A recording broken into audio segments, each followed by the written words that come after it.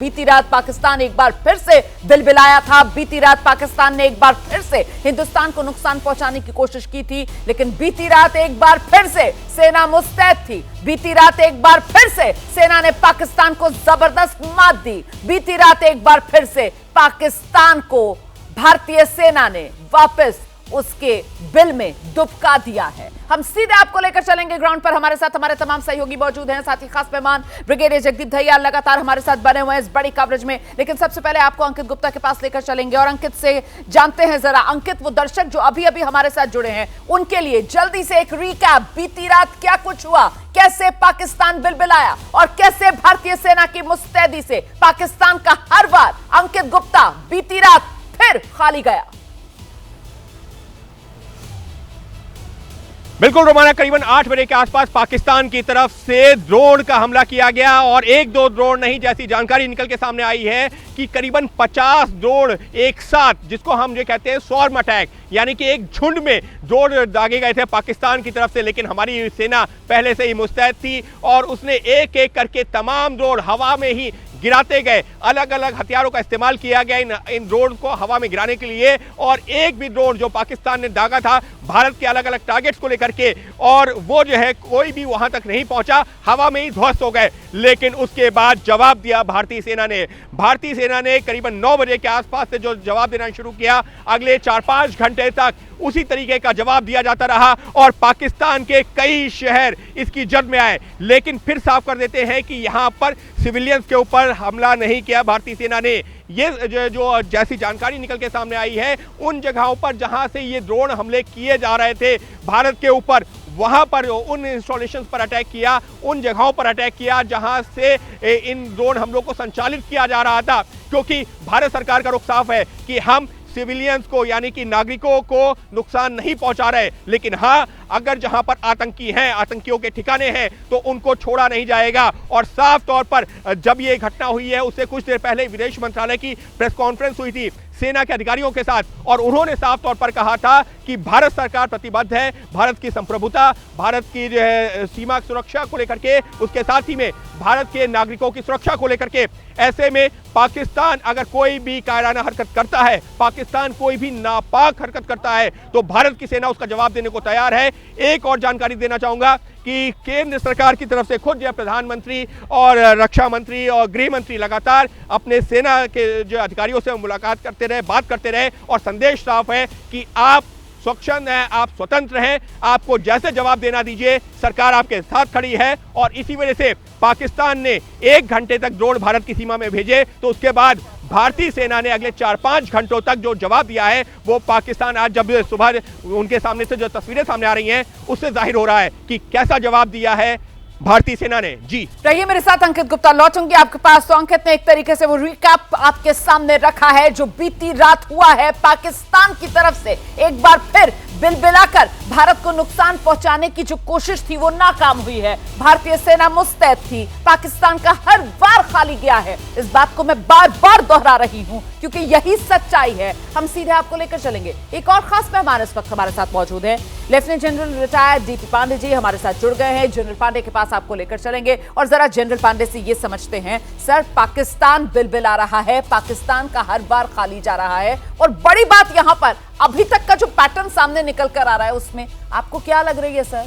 As a ले person मुझे तो ऐसा लग रहा है सर कि पाकिस्तान के पास भारत के लिए इस वॉर लाइक सिचुएशन में कोई सरप्राइज है ही नहीं, और वॉर लाइक सिचुएशन में वो सरप्राइज एलिमेंट कितना महत्वपूर्ण होता है ये आप ही बता पाएंगे सर। हम ही बार बार पाकिस्तान को चौंका रहे हैं, उसके हर बार को नाकाम कर रहे हैं। जनरल पांडे। मैं दो पर्सपेक्टिव आपको अलग बताऊंगा। पहली बात है, ये जानना बहुत जरूरी है और हमारे देशवासियों को कि जब आप गोली फायर करते हैं तो उसका रिजल्ट कहां पे जाएगा, किस तरफ का अंजाम होगा, वो हमें पता नहीं होता, और उसके लिए हर तरीके से मुस्तैदी और तैयारी करनी चाहिए। और पाकिस्तान आर्मी भी जो है एक अच्छी प्रोफेशनल आर्मी है, कितनी भी रेडिकलाइज्ड हो at senior level, but it's a professional army. हमें उसको हल्के में नहीं लेना चाहिए। अभी 3 दिन जो भी हुआ है हमारे साथ, हम लोग काफी आगे रहे हैं, सक्सेसफुल रहे हैं, और मुझे यकीन है कि हमारी जो आर्मी है, हमारी जो सेना है, काफी प्रोफेशनल, एक अलग किस्म की प्रोफेशनल है, और हम अपने देश के लिए लड़ते हैं। वो अपनी एक कौमियत के लिए लड़ते हैं, दोनों में बड़ा फर्क है। और दूसरा एक चीज और आपको बताना चाहूंगा कि जैसे अभी जो प्ले आउट हुआ है वो 1% का भी बहुत ही छोटा हिस्सा है। और अभी सिर्फ टेक्नोलॉजी है, अभी जो आर पार की कार्रवाई हो रही है वो भी एक बहुत स्मॉल परसेंट का हिस्सा है। और हमें आगे बहुत ही सजग रहना है। और आपके माध्यम से मैं ये बताना चाहूंगा कि हमारे सारे देशवासियों को, कल मैं देख रहा था हर जगह पे लाइटें लगी हुई हैं, ब्लैकआउट्स नहीं हो रखे हैं, लोग हफड़ तफड़ में चल रहे हैं। अभी जब पूरा देश चाहता था कि बदला लिया जाए तो पूरे देश को एकजुट होकर के इस पूरी कार्रवाई के अंदर सेना आगे लड़ेगी, मगर पीछे आपकी जो प्रोटेक्शन है वो आपने करनी है।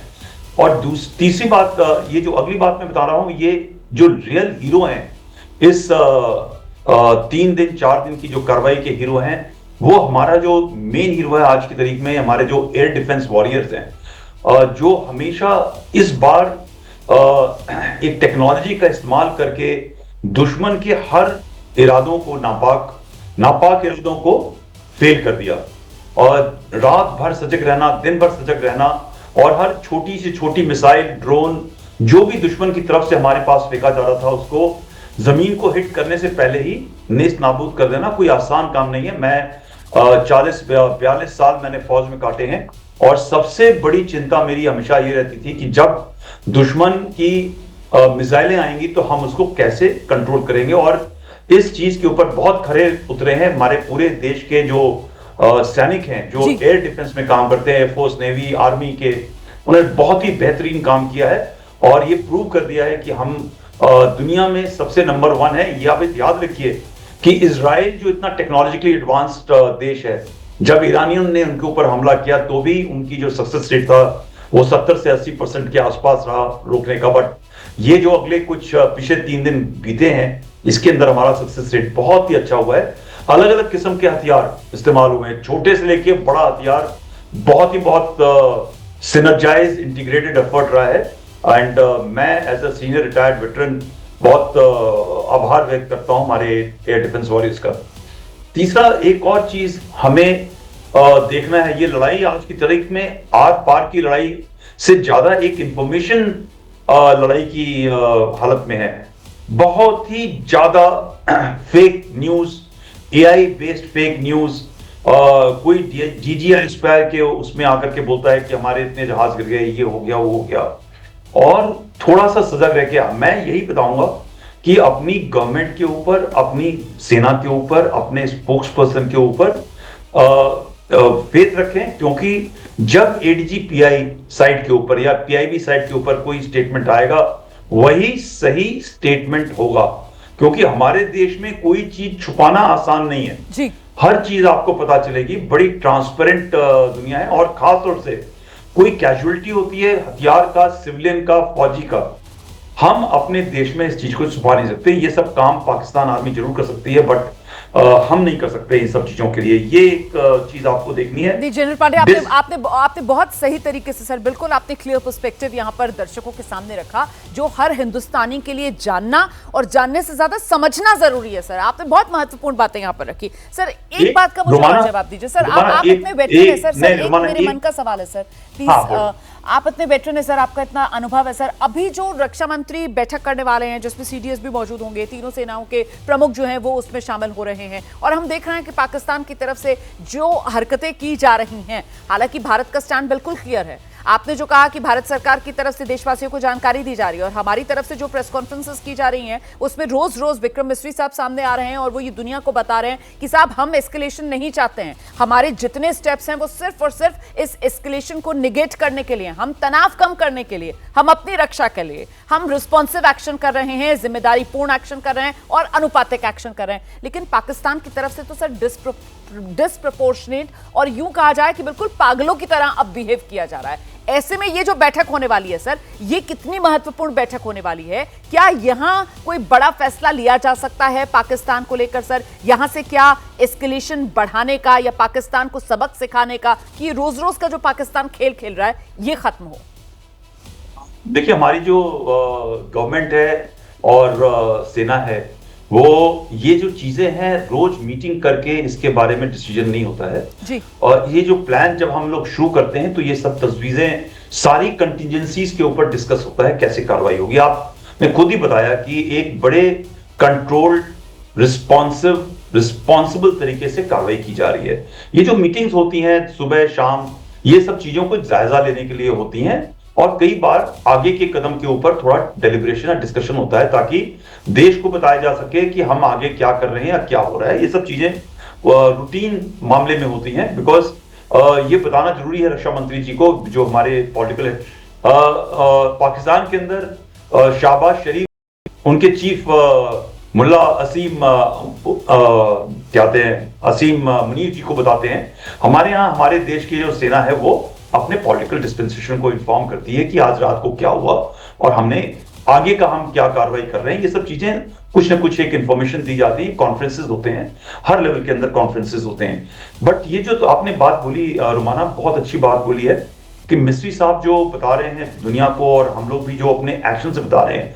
एक कई मीडिया चैनल्स के अंदर और मैं सोशल मीडिया पे मुझे बहुत डीएम्स आते हैं, मैसेजेस आते हैं मेरे ट्विटर और इंस्टाग्राम के ऊपर कि हमें आगे जाके घुस के मार देना है, हमें ये कर देना है, वो कर देना है। देखिए, दो अलग अलग रणनीतियां और देश चल रहे हैं।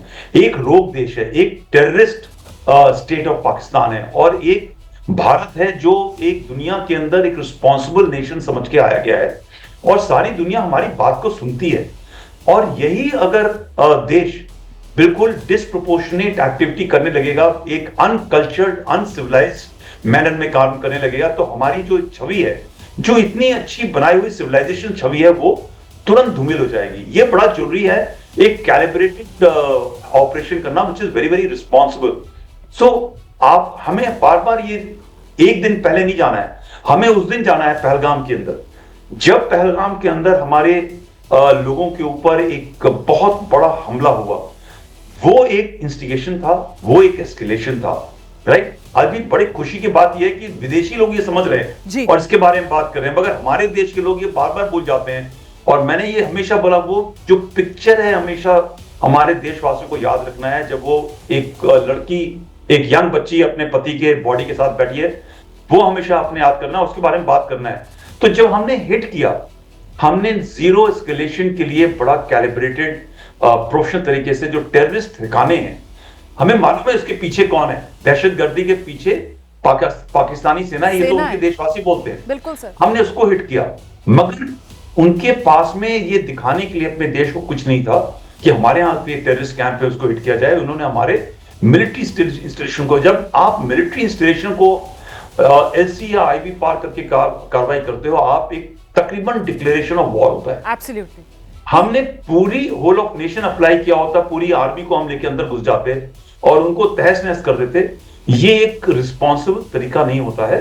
हमने फिर भी एक जवाब उनको दिया कि ठीक है, आपने ये काम किया है, हमने आपको डिफीट कर दिया, मगर आपने इंस्टिगेशन करी है, आपने एस्केलेट किया है। हम आपको उसी तरीके से जवाब देंगे और आपको बताएंगे कि हम आपने जैसे काम किया, आपको काम नहीं करना आता, आप जरा ट्रेनिंग ठीक से कीजिए, आप चाइनीज सामान का इस्तेमाल मत कीजिए, थोड़ा प्रोफेशनल होइए और आगे की कार्रवाई अच्छी तरह करिए। उसमें हमने एडी डिफेंस को ब्रेक किया, रावलपिंडी में अटैक किया, लाहौर के अंदर अटैक किया, अभी भी सिविलियन कैजुअलिटीज नहीं करी हमने। आप समझ रहे हैं। और रात को पुंछ के अंदर आप ये देखिए, कई इशारे हैं इन सब चीजों के अंदर। उन्होंने सिविलियंस को मारा, रोग नेशन, उन्होंने गुरुद्वारे के ऊपर अटैक किया, स्कूल के ऊपर अटैक किया, उन्होंने ये जो हमारे खालिस्तानी कहते हैं ना, पाकिस्तान से प्यार जी, और हमारे देश के वो लोग कहते हैं कि पाकिस्तान से प्यार, ये वो देश है जो कश्मीरी मुसलमान हो, कश्मीरी हिंदू हो, मुसलमान हो, सिख हो, ईसाई हो, इसमें डिस्टिंग्विश नहीं करते। इस टेररिस्ट स्टेट वो टेरर फैलाना चाहता है, उसने अटैक किया, हमारे कितने सिविलियन मारे गए। उसके बावजूद हमने एस्केलेशन कंट्रोल रखा। उसके बाद हम जब ये रात को उन्होंने अटैक किया है, उनके ड्रोन्स आए, म्यूनिशंस आए, हमने उनको बर्बाद किया, उस अटैक को नाकाम किया। उसके बाद में दोबारा रिस्पॉन्स किया और जहां जहां हमें चाहिए था हम लोग वहां पहुंचे और हमने ये मैसेज दिया कि भाई अभी भी समय है, अभी हमारी जो ताकत है 0.1% से कम है ताकत, अब इस्तेमाल किया हमने। जब हम फुल फ्लैश पे आएंगे तो तुम्हारा क्या हश्र होगा। बिल्कुल सर, क्या हश्र होगा, तुम दुनिया के नक्शे से कैसे मिटोगे, तुम्हारी कहीं कोई पहचान बाकी रहेगी नहीं। इसका एहसास पाकिस्तान को हम करा रहे हैं, लेकिन पाकिस्तान सीखने को सबक कोई राजी है नहीं। इस बीच ये बारामूला की तस्वीरें हैं, ये पाकिस्तान की तरफ से जो नापाक हरकतें की जा रही है ना, उसी की गवाही ये तस्वीरें दे रही हैं। देखिए किस तरीके से बारामूला में जो पाकिस्तान की तरफ से शेलिंग की जा रही है, उसके बाद तहस नहस होते हुए ये घर, जिस बात का जिक्र अभी जनरल पांडे कर रहे थे ना कि पाकिस्तान देखिए कैसे वो रिहायशी इलाकों को निशाने पर ले रहा है। और ये बारामूला में रिहायशी इलाके हैं, यहाँ परिवार रह रहे हैं, बच्चे, महिलाएं, और पाकिस्तान जो है वो सीधे अब हमारे निहत्थे निर्दोष नागरिकों पर वार कर रहा है। देखिए कैसे वो जो कहते हैं ना एस्केलेशन लैडर युद्ध की भाषा में, उसको और आगे बढ़ाता हुआ, उस पर तेजी से चढ़ने की कोशिश करता हुआ पाकिस्तान, बिना ये सोचे समझे कि दरअसल पाकिस्तान जो है वो खुद अपने पैरों पर कुल्हाड़ी मारने का काम कर रहा है। इस बीच पाकिस्तान के खिलाफ भारत ने तो जवाबी कार्रवाई हर मोर्चे पर की है। भारत ने चिनाब नदी पर जो सलाल डैम है उसके 3 गेट खोले हैं। इस वक्त की बड़ी खबर मैं आपको बता रही हूं, पाकिस्तान में पानी का प्रवाह अब बढ़ गया है, वहां बाढ़ जैसे हालात बनना शुरू। इसके साथ ही रामबन में बगलिहार डैम का भी 1 गेट खोल दिया गया है। तो सलाल डैम से लेकर बगलिहार डैम तक भारत की तरफ से इन डैम्स के जब गेट खोले जा रहे हैं तो पाकिस्तान में पानी का प्रवाह बढ़ रहा है। और पाकिस्तान की तरफ पानी का प्रवाह बढ़ने का मतलब यह है कि अब पानी भी भारत के हथियार के तौर पर पाकिस्तान में तबाही मचाने को मचल रहा है। यही तस्वीर गवाही दे रही है। नीरज, बिल्कुल, देखिए रोमाना, जो भारत की अप्रोच है वो ये है कि पाकिस्तान पर हर तरफ से यानी कि उस पर वार किया जाए, उसकी घेराबंदी की जाए। और घेराबंदी सिर्फ और सिर्फ सैन्य जो अटैक करके नहीं है, मिलिट्री जो एक्शंस हैं जो हमने किए थे, कल बीती रात किए थे, बीती रात शाम किए थे, वही नहीं है। इसके अलावा जितना भी हम लोग उसके खिलाफ जो है, जो हमारा जल संधि हुई है उसका जो है वो वाटर जो वॉर जिसको हम लोग कह रहे हैं वो हमने शुरू किया, डिजिटल हमने शुरू किया, वॉर किया। और हम लोगों ने डिप्लोमेटिक जो उसका घेराबंदी की वो है। तो उसी का ही ये नतीजा है कि जब क्योंकि बारिश भी हुई है, 2 दिन से बारिश हो रही है, तो इसीलिए हमने अपने डैम्स के जो है गेट खोल दिए हैं। और ऐसे में चिनाब में पानी, क्योंकि कुछ दिन पहले हमने देखा था, हमारे सहयोगी जो थे अजय बाचलू बता रहे थे कि चिनाब में पानी बिल्कुल सूख गया है। लेकिन अब अगर इसका डैम का पानी खुलेगा रोमाना, तो आप ये मानकर चलिए कि पानी बहुत ज़्यादा इस चिनाब नदी में बहेगा। और ये चिनाब नदी कहाँ जाती है? सीधी जाती है POK में, पाकिस्तान में जाती है। तो वहाँ पर जो है वहाँ के लोगों के हालात जो हैं उनके लिए थोड़ा सा मुश्किल हो जाएगी। लेकिन वो मुश्किल इसलिए होगी क्योंकि उनके जो सरकार है, उनकी जो हुक्मरान है, उनके जो पाकिस्तानी सेना है, उसने भारत को मजबूर किया है इन सब कड़े कदमों को लेने के लिए। तो ये बड़ी जानकारी हमारे सहयोगी नीरज राजपूत दे रहे हैं। देखिए किस तरीके से चाहे सलाल डैम हो, बगलिहार डैम हो, यहाँ पर डैम के गेट भारत की तरफ से खोले गए हैं और अब पानी का तेज बहाव पाकिस्तान की तरफ बढ़ता हुआ, मतलब पानी के प्रहार से अब पाकिस्तान बच नहीं पाएगा। पहले पानी रोका था हमने, इंडस वाटर ट्रीटी जो है भारत की तरफ से पाकिस्तान के साथ रद्द की गई, जिसके बाद किसी भी तरीके से भारत पाकिस्तान के साथ इस पानी की जानकारियां साझा करने के लिए बाध्य नहीं है। और ऐसे में पहले पानी रोका और अब अचानक से इन डैम के गेट खोले, जिसके बाद ये पानी वाला प्रहार पाकिस्तान पर, और ऐसे में पाकिस्तान का एक बड़ा हिस्सा है जो बाढ़ की चपेट में आ सकता है। हमारे साथ स्टूडियो में हमारे सहयोगी विशाल भी इस वक्त मौजूद हैं और जरा विशाल से ही जानते हैं। विशाल, अगर एक अच्छा, मुझे लगता है ब्रिगेडियर साहब हमें बुला रहे हैं। ब्रिगेडियर दहिया कुछ ऐड ऑन करना चाह रहे हैं इस पे? जी मैं कुछ कहना चाहता हूँ। मेरी आपसे चैनल से और बाकी सभी चैनलों से एक गुजारिश है। जी सर। है ये जो आपने भी जिक्र किया है ना कि ये पानी खोला गया है एंड ऑल दैट, इस जो हम जो कार्रवाई कर रहे हैं ना, उस इंफॉर्मेशन को जरा सीमित रखिए, क्योंकि ये पानी छोड़ने से और पानी पहुंचने में ना टाइम लगता है। 24 घंटे से और 36 घंटे 48 घंटे में पानी पहुंचेगा। अगर जब हम ये इंफॉर्मेशन यहाँ से दे देंगे ना तो वो जागरूक हो जाएंगे और जो पानी वाटर एज ए वेपन, उसका इफेक्ट कम हो जाएगा। आपसे और आपके रिपोर्टर से गुजारिश है कि जो अपने दुश्मन की कार्रवाई की पूरी आप चर्चा कीजिए, क्या कर सकता है, क्या कर सकता है। हम जो कार्रवाई कर रहे हैं ना, कृपा करके इन चीजों का उल्लेख मत कीजिए। ठीक है ये सर, जब मैं समझ रही हूँ सर, आप जब कह रहे हैं कि ये इफेक्ट सेंसिटिव मामला है और इस पर थोड़ा सा संवेदनशीलता दिखाई जानी चाहिए।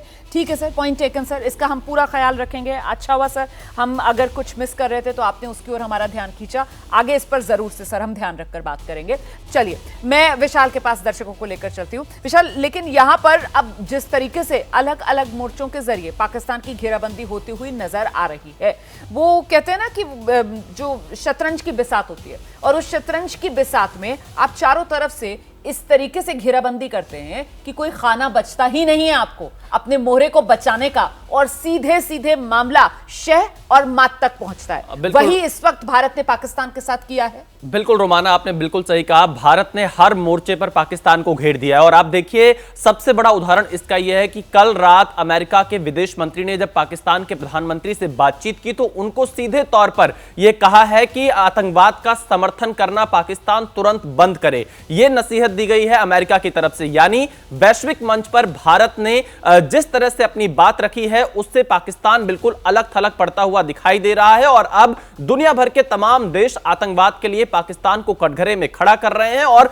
खुलकर कह रहे हैं कि आतंकवाद का समर्थन करना पाकिस्तान बंद कर दे। तो भारत बहुत सिलसिलेवार ढंग से अपने कदम को आगे बढ़ा रहा है। उसने साफ किया है कि किसी भी तरह का उकसाने वाला कदम भारत नहीं उठाएगा, लेकिन पाकिस्तान अगर उकसाने वाला कदम उठाता है तो भारत उसका जवाब देगा। और हमने देखा कल देर शाम से भारत की तरफ से जवाबी कार्रवाई की जा रही है, क्योंकि पाकिस्तान ने भारत के सैन्य ठिकानों पर हमला करने का प्रयास किया, जिसे हमने नाकाम कर दिया। किसी भी हमले में पाकिस्तान सफल नहीं हो पाया, और जिसके बाद से भारतीय सेना लगातार मुंहतोड़ जवाब पाकिस्तान की इस उकसाने वाली कार्रवाई को दे रही है। तो बिल्कुल आपने सही कहा कि पाकिस्तान इस वक्त चारों तरफ से घिरा हुआ है। हमें अभी और ज्यादा डिटेल्स का इंतजार करना होगा, क्योंकि जब भी ब्रीफिंग होगी इसमें हमें यह जानकारी मिलेगी कि किस तरह से जवाबी कार्रवाई भारत की तरफ से की गई है। लेकिन इतनी जानकारी अभी तक जरूर मिल रही है कि अक्रॉस द बॉर्डर और एलओसी भारत ने अब तक मुंहतोड़ जवाब पाकिस्तान को दिया है। मुझे लगता है जरा जल्दी से अब जनरल पांडे के पास हम लेकर चलेंगे दर्शकों को। जनरल पांडे, आपने बहुत ही बढ़िया तरीके से ये बताया दर्शकों को कि क्यों भारत की तरफ से इतना रेस्ट्रेंट दिखाया जा रहा है। पाकिस्तान किस तरीके से जो कदम उठा रहा है,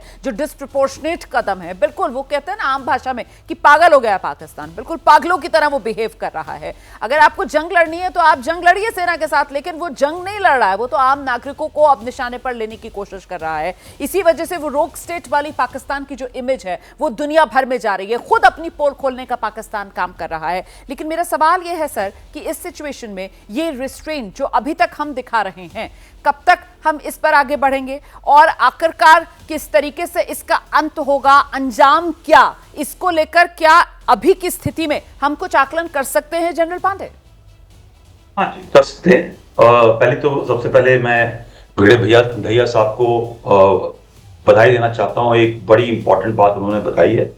आपको कोई भी ऐसी खबर देनी है तो ये गवर्नमेंट ऑफ इंडिया सोर्सेज के माध्यम से अगर देंगे तो इसका मतलब, अगर आपने ये खबर दी उनके माध्यम से तो इसका मतलब एक क्लियरेंस है, और वो रेफर करना बड़ा जरूरी होता है।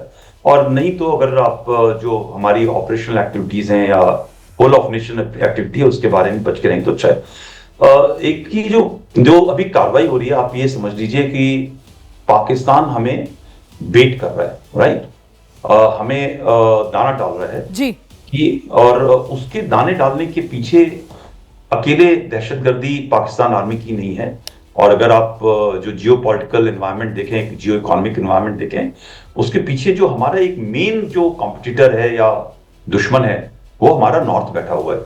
तो कई लोग बड़े जोश के अंदर बिल्कुल लड़ाई में घुस जाओ की बात करते हैं। याद रखिए कि लड़ाई जब होती है तो देश कम से कम 10-15 साल पीछे चला जाता है जी। वो आएगा मौका, राइट, वो आएगा मौका, वो तब आएगा जब हम चाहेंगे, न कि जब पाकिस्तान चाहेगा, राइट।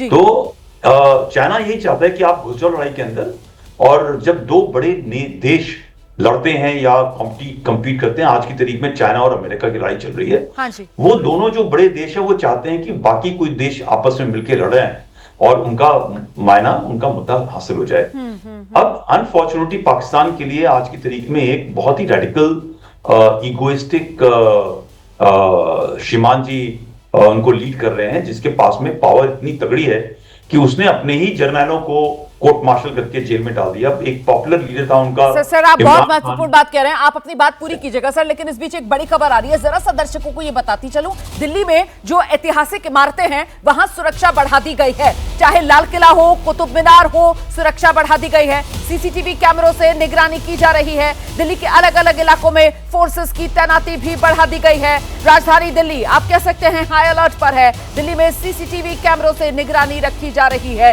चप्पे चप्पे की निगरानी रखी जा रही है। ऐतिहासिक इमारतें जो है उनकी सुरक्षा भी बढ़ा दी गई है। लाल किले से लेकर कुतुब मीनार तक हर तरफ इस वक्त सुरक्षा बलों की मुस्तैदी है। इस बीच एक और बड़ी खबर मैं आपको बताने जा रही हूं। इस जंगी माहौल के बीच भारतीय नौसेना की बड़ी तैयारी। आज से 12 मई तक भारतीय नौसेना अरब सागर में एक बड़ी एक्सरसाइज करने जा रही है। ये बड़ी खबर है। आज 9 मई है और 9 मई से लेकर 12 मई तक भारतीय नौसेना अरब सागर में करेगी बड़ी एक्सरसाइज। सीधे आपको लेकर चलेंगे, नीरज राजपूत हमारे साथ मौजूद है और डिटेल्स के साथ। नीरज, पहले से तय थी अरब सागर में 9 से 12 मई के बीच नौसेना की ये अभ्यास की कार्रवाई?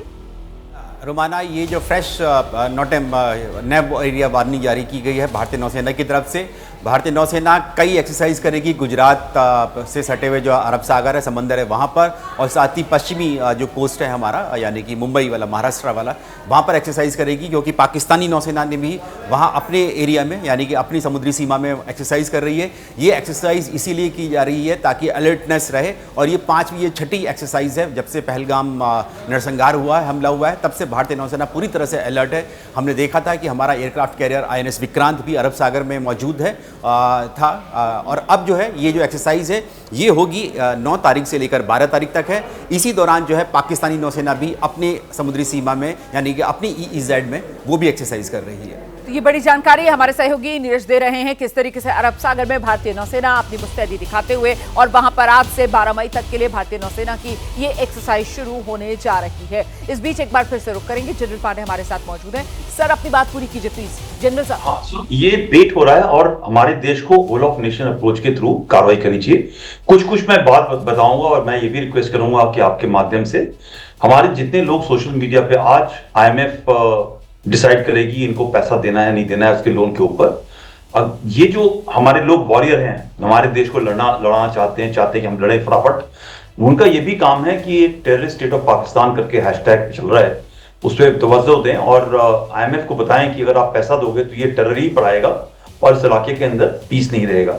दूसरा, ये जो कार्रवाई चल रही है इकोनॉमिक मैनेजमेंट की, राइट, अब ये जो बताया आपको एक्सरसाइज, जो नेवी का एक्सरसाइज है, इसका एक मुझे लगता है एक आउटकम ये भी होगा कि जो चोकिंग ऑफ होती है वो कार्रवाई शुरू होगी। उनके भी जो शिप्स हैं, हमारी नौसेना बहुत बड़ी नौसेना है और आज की तारीख में जो पाकिस्तानी नौसेना है वो तकरीबन डॉकयार्ड के अंदर फंसी है।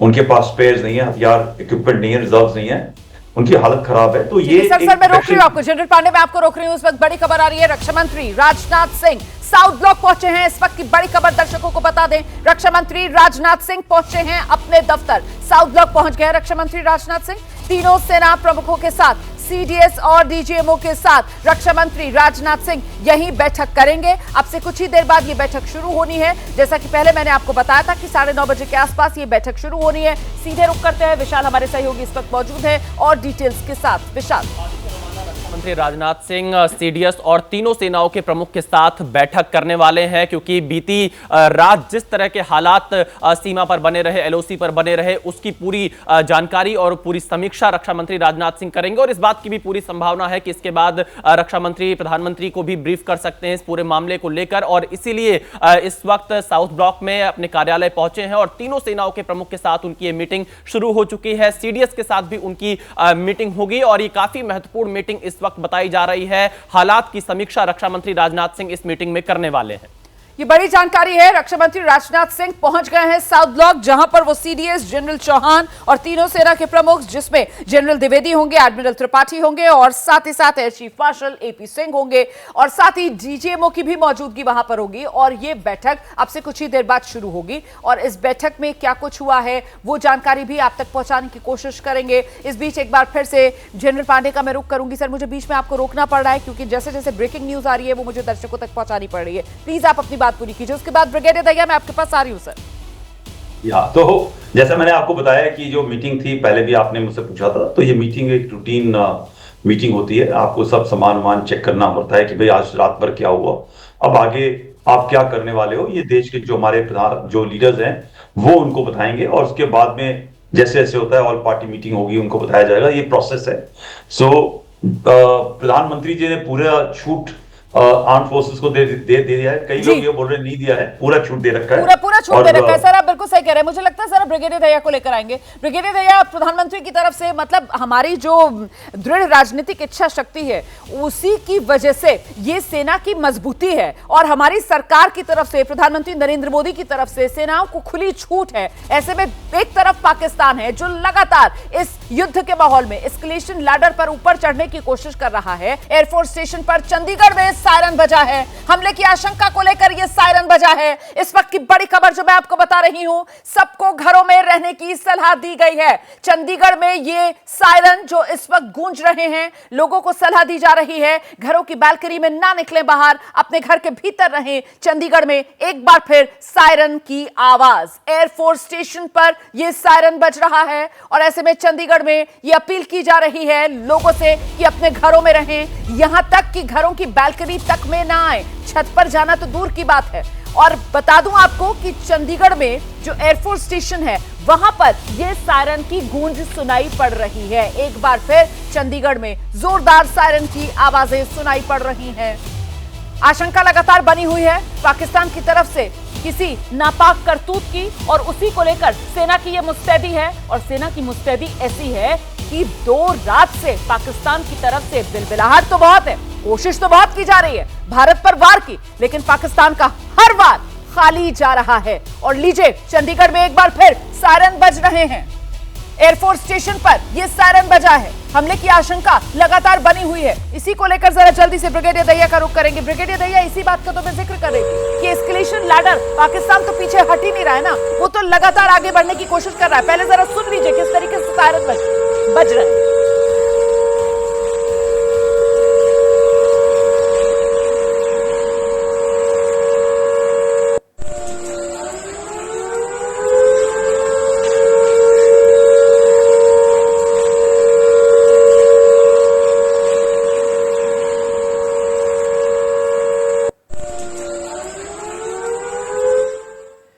सायरन की आवाज चंडीगढ़ में गूंज रही है। लोगों से अपील की जा रही है अपने घरों में ही रहिए, न छत पर जाइए, न बालकनी में बाहर आइए। हमले की आशंका बनी हुई है, और ऐसे में ही ये सतर्कता जो बढ़ती जा रही है, इसका सीधा मतलब ये कि पाकिस्तान जो है वो बाज नहीं आ रहा, इसीलिए हमले की आशंका जो बनी हुई है। और आज दिन के अंदर चंडीगढ़ में ये सायरन सुनाई पड़ रहे हैं। हम जरा पहले आपको सीधे लेकर चलते हैं, हमारे साथ हमारे सहयोगी सचिन इस वक्त मौजूद है। सचिन, बताइए क्या जानकारी मिल रही है? जी बिल्कुल, देखिए ये डीसी चंडीगढ़ की तरफ से ये मैसेज लगाया गया है, सबको अलर्ट किया गया है, क्योंकि एयरफोर्स स्टेशन की तरफ से वार्निंग दी गई है कि पॉसिबल अटैक जो है, पॉसिबल ड्रोन अटैक जो है वो हो सकता है। इसलिए पूरे के पूरे चंडीगढ़ में, चंडीगढ़ के सराउंडिंग जो रीजन है, मोहाली है, वो सारे एरियाज जो हैं वो अलर्ट मोड पे हैं, और सबको एडवाइस किया गया है कि वो घरों के अंदर रहें, इवन बालकोनीज में भी ना निकलें। तो अलर्ट मोड पे है पूरा का पूरा प्रशासन जो है चंडीगढ़ में। एडजॉइनिंग जो एरियाज हैं वहाँ पे पॉसिबल अटैक जो है, ये इस तरीके की वार्निंग जो है डीसी चंडीगढ़ के द्वारा दी गई है। और साथ ही साथ जो एडजॉइनिंग के एरियाज हैं, चाहे मोहाली है, चाहे पंचकुला है, सबको अलर्ट मोड पे जो है इस वक्त जो है प्रशासन ने कर दिया है। तमाम पुख्ता इंतजाम जो है प्रशासन की तरफ से किए गए हैं। इंश्योर किया जा रहा है कि लोग जो हैं घरों में रहें, जितना ज़्यादा हो सकता है लोगों को जो है इंडोर रखा जाए।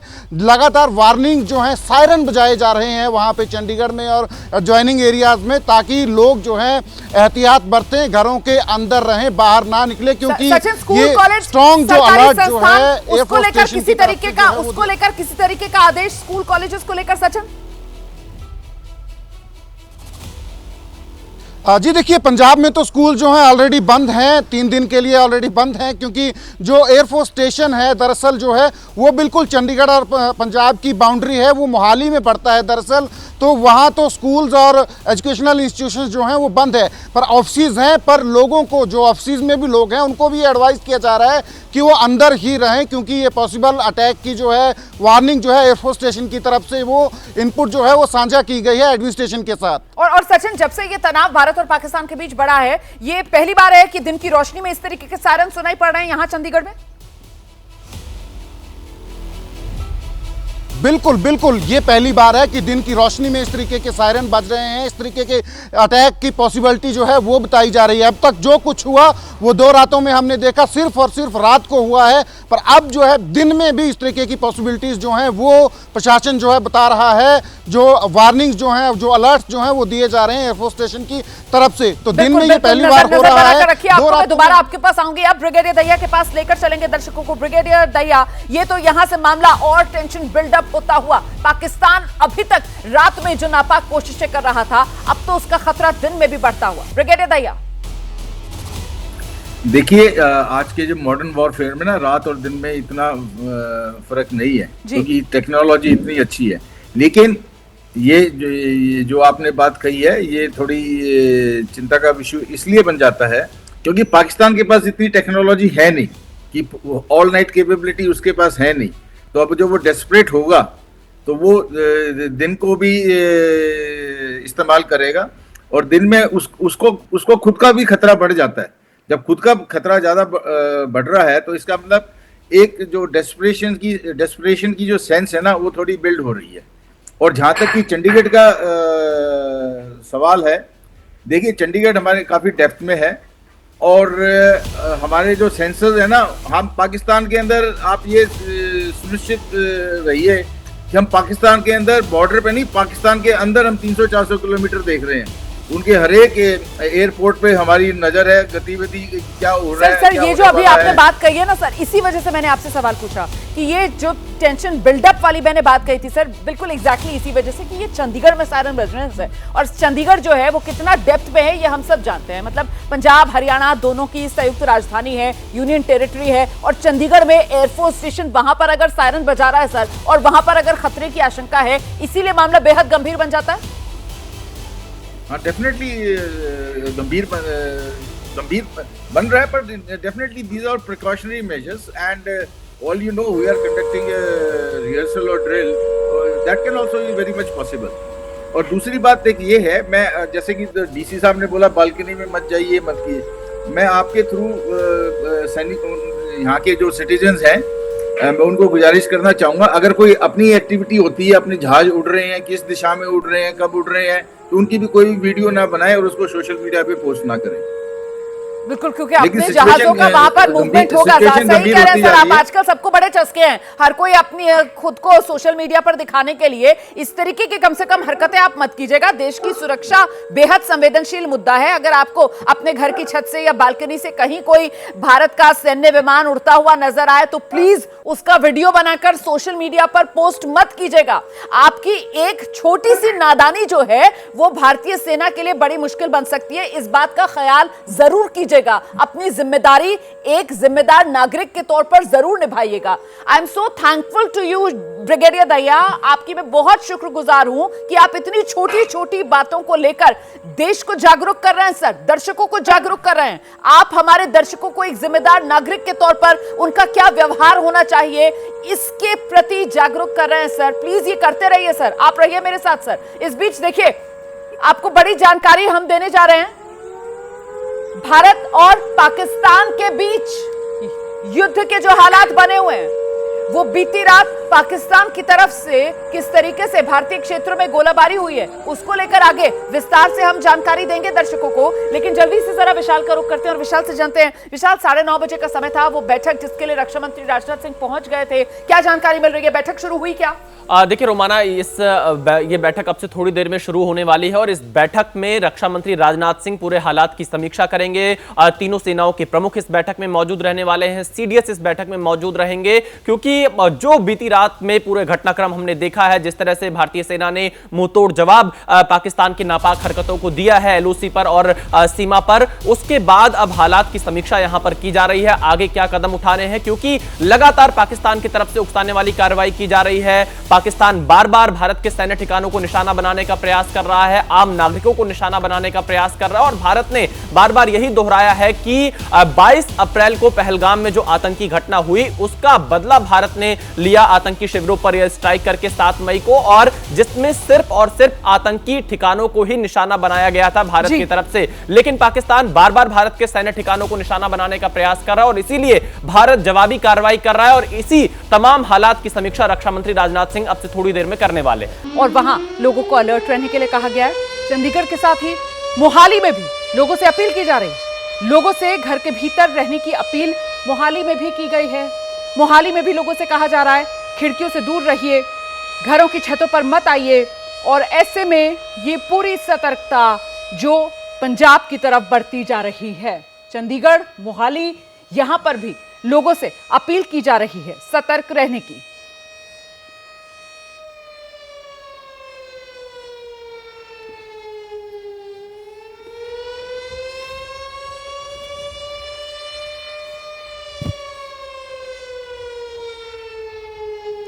तो इस वक्त की बड़ी खबर एबीपी न्यूज पर लगातार हम आपको दे रहे हैं। देखिए किस तरीके से तनाव बढ़ता हुआ भारत और पाकिस्तान के बीच। ये आज पहली बार ऐसा हो रहा है कि दिन की रोशनी में सायरन बज रहे हैं, और वो भी चंडीगढ़ में, मोहाली में। और यहां पर लोगों से अपील की जा रही है कि घर के भीतर रहें, खिड़कियों पर ना आए, बालकनी में मत आए, छतों पर मत जाइए, जरूरत ना हो तो घर से बाहर मत निकलिए। और यहाँ पंजाब में, चंडीगढ़ में स्कूल कॉलेज पहले ही बंद करने का फैसला लिया जा चुका है, जैसा कि हमारे सहयोगी सचिन बता रहे थे। सचिन इस वक्त हमारे साथ मौजूद हैं। सचिन के पास आपको लेकर चलेंगे और जरा सचिन से ही जानेंगे। सचिन, अभी कुछ देर पहले चंडीगढ़ को लेकर हम लोग बात कर रहे थे, और अब मोहाली में भी वही एडवाइजरी एक तरीके से जारी की गई है। जी बिल्कुल, मैंने बात की कि ये जो ट्राई सिटी है, बेसिकली चंडीगढ़, मोहाली, पंचकुला, ये तीनों ही जो है अलर्ट मोड पे है। चंडीगढ़ एयरपोर्ट सिटी जो है वहां से ये एयर वार्निंग जो है चंडीगढ़ की गई है, और जो एडवाइजरी एरिया है वो भी अलर्ट मोड पे रखे गए हैं। मोहाली में भी तमाम जो रेजिडेंट्स है उनको कहा गया है कि वो इंडोर रहें और इवन बालकनी में भी ना आए। तो प्रशासन की तरफ से सारे एहतियात करते जा रहे हैं कि किस तरीके से अलर्ट जो है air warning airport station Chandigarh के द्वारा शेयर की गई है। तो प्रशासन की तरफ से सारे एहतियात करते जा रहे हैं। और क्योंकि चंडीगढ़ जो है काफी दूर है बॉर्डर से, तो ये काफी अहम हो जाता है। रात को भी हम लोगों को सारे एरिया में ब्लैकआउट था, प्रशासन की तरफ से तमाम जो है बढ़ती जा रही थी। और अब जो है आज सुबह इस तरीके का वार्निंग आना, इस तरीके की अलर्ट आना जो है, ये जो है इसको प्रशासन जो है गंभीरता से ले रहा है, और इसके लिए तमाम जो इंतजाम है वो भी क्वाइट किए जा रहे हैं प्रशासन की तरफ से। और इंश्योर किया जा रहा है कि लोग इंडोर में है, जो लोग ऑफिस में है वो ऑफिस में रहे, बाहर ना आए। और कोशिश की जा रही है कि व्हीकल मूवमेंट जो है वो कम रखा जाए, लोग जो है कम जो है सड़कों पे निकले। ये बड़ी जानकारी देखिए हमारे सहयोगी सचिन दे रहे हैं। सचिन बता रहे हैं किस तरीके से चंडीगढ़, मोहाली, यहाँ पर बाकायदा लोगों से अपील की जा रही है कि जरूरत ना हो तो घरों से बाहर मत निकलिए। घरों से बाहर निकलना तो दूर की बात है, घरों की बालकनी में भी मत आइए, खिड़कियों के पास भी आप मत खड़े होइए, छतों पर भी आप घरों के मत जाइए। ये एडवाइजरी है जो इन इलाकों में जारी की जा रही है। और जिस बात का जिक्र अभी सचिन भी कर रहे थे, हम भी पहले इस बात को लेकर चर्चा कर रहे थे कि साहब ये काफी डेप्थ में है। मतलब ऐसा नहीं है कि चंडीगढ़ जो है वो बिल्कुल सीमा से सटा हुआ है या सीमा से नजदीक है, ये काफी डेप्थ में है। पंजाब और हरियाणा की संयुक्त राजधानी यूनियन टेरिटरी है चंडीगढ़, आप जानते हैं। और ऐसे में चंडीगढ़ में एयरफोर्स स्टेशन अगर वहां पर इस तरीके से सायरन बजा रहा है, लोगों को अलर्ट कर रहा है, तो आप समझ सकते हैं कि आशंका किस तरीके की बनी हुई है। इस बीच एक और बड़ी खबर आ गई है, पाकिस्तान में भारत की स्ट्राइक का खौफ है। कसूर में पाकिस्तान एक बड़ी सुरंग बना रहा है, ये जानकारी मिल रही है। और कसूर में लश्कर का बड़ा ऑपरेशनल ठिकाना है। लश्कर का डिप्टी चीफ सैफुल्लाह कसूरी कसूर का ही रहने वाला है। आतंकियों को छिपाने के लिए पाकिस्तानी सेना ये सुरंग बना रही है। ये बड़ी खबर सामने आ रही है। पहलगाम हमले का मास्टरमाइंड ये सैफुल्लाह कसूरी ही है। लश्कर का ये डिप्टी कमांडर सैफुल्लाह कसूरी ही है। और यही सैफुल्लाह कसूरी और इन्हीं सैफुल्लाह कसूरी जैसे आतंकवादियों के वो भड़काऊ भाषण थे जिसके बाद पहलगाम में आतंकवादी हमला हुआ। और देखिए अब किस तरीके से इन आतंकवादियों को बचाने पे अभी भी पाकिस्तान की सेना का पूरा जोर है। और इसी के तहत पाकिस्तान की सेना कसूर में एक सुरंग बना रही है इन आतंकवादियों को बचाने के लिए। ये डिटेल सामने आ रही है, सीधे आपको लेकर चलेंगे। हमारे साथ हमारे सहयोगी आशीष इस वक्त मौजूद है। आशीष, इस स्थिति में भी पाकिस्तान की सेना प्राथमिकता आतंकवाद और आतंकवादियों को दे रही है और किसी तरीके से वो बच जाएं, इसी कोशिश में पाकिस्तान की सेना नजर आ रही है। जी हाँ, बिल्कुल आप ठीक कह रही हैं। जिस तरह से मौलाना मसूद अजहर का भाई रऊफ अजहर भारत के जवाबी हमले में मारा गया, उसके बाद से पाकिस्तान सेना को इस बात का भली भांति एहसास हो गया है कि जिस स्ट्रेंथ के साथ भारतीय सेना रिटेलिएट कर रही है, उसमें अब पाकिस्तान सेना हड़बड़ाहट में, जो हमें सोर्सेस से जानकारी मिली है, वो कसूर में सैफुल्लाह कसूरी जो मुख्य आरोपी है, जिसने रचा पूरा प्लान और एग्जीक्यूट करवाया पहलगाम हमले को, उसको बचाने के लिए बाकायदा कसूर में उसको घेर करके उसको सिक्योर करने की कोशिश कर रही है। बड़ा हैवी मूवमेंट हमें जानकारी मिली है पाकिस्तान आर्मी की कसूर में की जा रही है, और जहां पर सैफुल्लाह कसूरी रहता है रोमाना, डिप्टी कमांडर लश्कर तैयबा, उस इलाके को सिक्योर करके वहां पर एक बड़ी सुरंग खुद पाकिस्तानी सेना बना रही है ताकि सैफुल्लाह कसूरी को किसी तरह से बचाया जा सके। वो अपने मकसद में कामयाब होते हैं कि नहीं होते, आगे देखने को मिलेगा, लेकिन कम से कम पाकिस्तान का इरादा बिल्कुल साफ है कि दुनिया के सामने वो और फर्दर एक्सपोज ना हो। सैफुल्लाह कसूरी जो मुख्य प्लॉटर है पहलगाम आतंकी हमले का, भारत को जरूर निशाना बनाना चाहेगा। जिस तरह से टारगेट करके तमाम आतंकियों को एग्जीक्यूट किया गया है भारतीय फौज की तरफ से, उसके बाद पाकिस्तान सेना की हरकत बिल्कुल आपकी कह रही है वर्ल्ड के सामने उनको एक्सपोज करता है कि किस तरह से आतंकियों के साथ उनका साठगांठ वो लगातार पाकिस्तानी सेना का चल रहा है। हमने देखा कि तमाम आतंकी मारे गए, वहां पर जाकर के बड़े बड़े पाकिस्तानी रहे, पाकिस्तानी पुलिस और पाकिस्तानी सेना, ISI के लोग वहां जाकर के जनाजे में शामिल होने से। और अब की बड़ी खबर आई है कि सैफुल्लाह कसूरी को बचाने के लिए बाकायदा कसूर में उसके ठिकाने खेल बड़ी सुरंग बनाई जा रही है। आशीष ये तस्वीर भी आई है, ये तस्वीर भी हम दिखा रहे हैं दर्शकों को किस तरीके से ये कसूर का इलाका है, और यहाँ पर देखिए कैसे ये खेत का इलाका है, और यहाँ पर बाकायदा वो सुरंग जो है वो खोदी जा रही है, सुरंग बनाई जा रही है ताकि इन आतंकवादियों को किसी तरीके से बचा लिया जाए। ये पाकिस्तानी सेना इस वक्त जुटी हुई है इस काम में आशीष। लेकिन कुल मिलाकर इससे ये भी समझ में आ रहा है कि पाकिस्तान इस बात को अच्छी तरीके से समझ चुका है कि हिंदुस्तान ने आतंकवाद को नेस्तो नाबूद करने का ठाना है, और ऐसे में पाकिस्तान में मौजूद ये सांप और सपोले बचेंगे नहीं, भारत चुन चुन कर इनका खात्मा करेगा। ये मैसेज साफ तौर पर पाकिस्तान में घर कर चुका है। जी हाँ, बिल्कुल। पाकिस्तानी सेना को ये बात भी भली बात समझ में आ गया है कि उनके पास इतना स्ट्रेंथ ही नहीं बचा है कि वो भारतीय फौज की तरफ से जो हमले हो रहे हैं उससे अपने इस तरह के एसेट्स को बचा सके, और इसी जद्दोजहद में कोशिश भी की जा रही है कि किसी तरह से सुरंग बना करके सैफुल्लाह कसूरी को वहां पर सेफली संभाल करके रखा जाए। आपको मैं याद दिला दूं कि कैसे रावलपिंडी और इस्लामाबाद के पास सेफ हाउस में बाकायदा मौलाना मसूद अजहर और जैश ए मोहम्मद के जो तमाम दूसरे आतंकी उनको बचा के रखा गया, हाफिज सईद को सेफ हाउस में रखा गया ISI की तरफ से, और अब कोशिश हो रही है सैफुल्लाह कसूरी को बचाने की। पाकिस्तान की सेना अच्छी तरह से जानती है कि वो लाख कोशिश कर ले। आप बिल्कुल ठीक कह रही है, भारतीय फौज का जो कन्विक्शन है उसके बाद ये स्पष्ट है कि किसी भी तरह से ढूंढ करके पहलगाम अटैक का जो मास्टर प्लानर है, जो प्लॉटर है, उसको जरूर भारतीय फौज एग्जीक्यूट करने की पूरी कोशिश करेगी। लगातार जिस तरह से भारतीय सेना की तरफ से हमले किए जा रहे हैं उससे इस बात का एहसास पाकिस्तानी सेना को है, और वो जानते हैं भली बात कि वो सैफुल्लाह कसूरी को बचा नहीं पाएंगे, और इस वजह से कोशिश कर रहे हैं कि किसी तरह से इस तरह से सुरंग को खोद करके वहां पर उस एरिया को सिक्योर करके सैफुल्लाह कसूरी को बचाने की कोशिश की जाए। बहुत शुक्रिया आपका आशीष। देखिए किस तरीके से ये आतंकवादियों को बचाने के लिए पाकिस्तान की सेना के पास अब और कोई चारा बचा नहीं है। पाकिस्तान की सेना को यह पता है कि भारत छोड़ेगा नहीं, चुन चुन कर इन आतंकवादियों को सफाया भारत की तरफ से किया जाएगा। Operation Sindoor is an ongoing operation. Operation Sindoor अभी जारी है। ऑपरेशन सिंदूर के जरिए भारत को आतंकवाद का सफाया करना है, और ऐसे में सैफुल्लाह कसूरी जैसे आतंकवादी जो पहलगाम के मुख्य साजिश करता है उनका खात्मा तो होना तय है, और उन्हें ही बचाने के लिए ये आखिरी कोशिश के तौर पर आप पाकिस्तान की तरफ से देख सकते हैं कि पाकिस्तान कसूर इलाके में जहां का ये सैफुल्लाह कसूरी है, और साथ ही साथ जहां लश्कर का एक तरीके से आप कह सकते हैं कि ऑपरेशनल हेडक्वार्टर है, वहां पर सुरंगें खोदी जा रही हैं इन आतंकवादियों को बचाने के लिए। इस बीच एक और बड़ी खबर आपको बता देते हैं। भारत और पाकिस्तान के तनाव को लेकर चीन की तरफ से बयान आया है।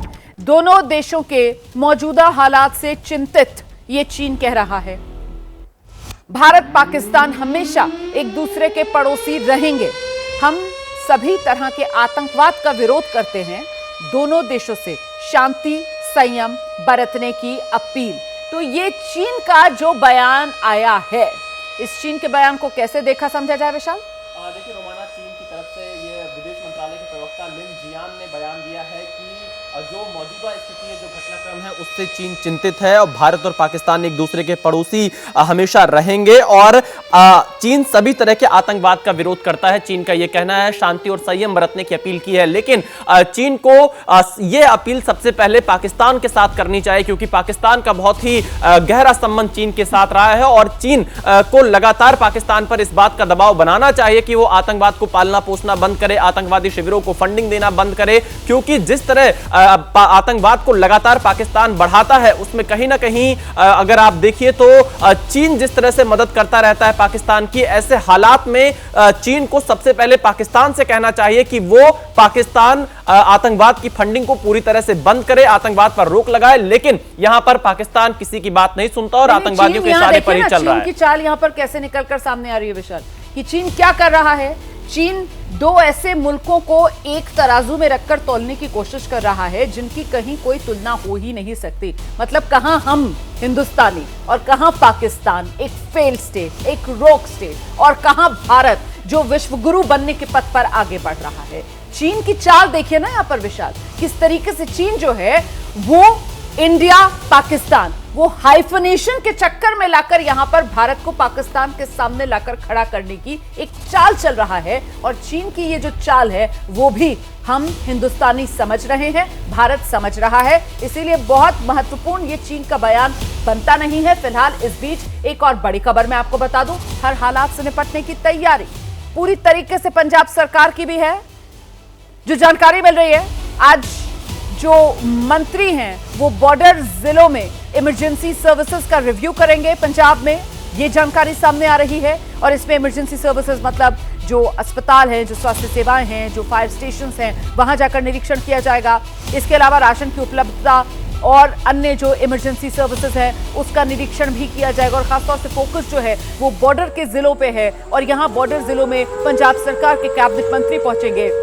कैबिनेट मीटिंग के फौरन बाद 10 मंत्री बॉर्डर क्षेत्रों के लिए रवाना होंगे। ये तस्वीर आप देख रहे हैं रक्षा मंत्री राजनाथ सिंह की, ये आज की तस्वीर। आप जानते हैं आज सुबह अपने दफ्तर साउथ ब्लॉक राजनाथ सिंह पहुंचे और उसके बाद अब ये जो तस्वीरें आ रही हैं, मतलब 10 बज गया है, बैठक खत्म हो गई है और उसके बाद अपने दफ्तर से निकले। जी अच्छा, राजनाथ सिंह अपने घर से निकले 17 अकबर रोड से साउथ ब्लॉक जाने के लिए। ये उस वक्त की तस्वीरें इस वक्त सामने आ रही है जब वो साउथ ब्लॉक के लिए रवाना हुए थे और ये बैठक साउथ ब्लॉक में इस वक्त चल रही है। ये बैठक इस वक्त चल रही है। तो मैं दर्शकों को जरा सा बता दूं कि ये जो तस्वीरें हैं ये आज सुबह की तस्वीरें हैं जिस समय राजनाथ सिंह अपने आवास से निकले थे अपने दफ्तर साउथ ब्लॉक जाने के लिए। फिलहाल राजनाथ सिंह रक्षा मंत्री देश के साउथ ब्लॉक में ही मौजूद है जहां पर वो हाई लेवल मीटिंग चल रही है जिसमें सीडीएस जनरल अनिल चौहान मौजूद हैं, जिसमें तीनों सेनाओं के प्रमुख air chief marshal AP Singh, इसके अलावा एडमिरल त्रिपाठी और सेना प्रमुख जनरल उपेंद्र द्विवेदी, इन सब की मौजूदगी है और ये हाई लेवल मीटिंग